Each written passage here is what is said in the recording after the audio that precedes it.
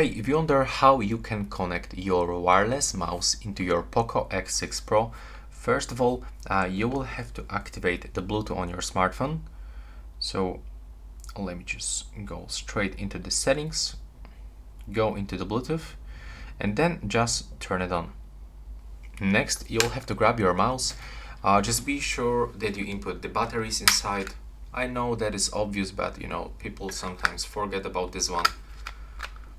And when you input your batteries, you will have to also turn on your mouse. In my case, I have this switcher, and I have to click and hold on this button until my indicators inside my mouse starts blinking red. So I have to hold it for like few seconds until it will be actually turned into the pairing mode. If it doesn't work, like in my case, I will have to repeat just one more time.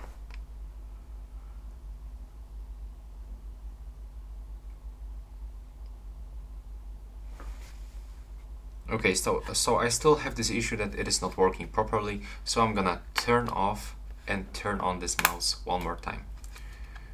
And now it is actually working. I can see some indicators, so I'm gonna click and hold it one more time. And I have to wait until it starts blinking. I'm not sure it's actually visible for you. Yeah, it's actually not visible on the camera, but here it's blinking.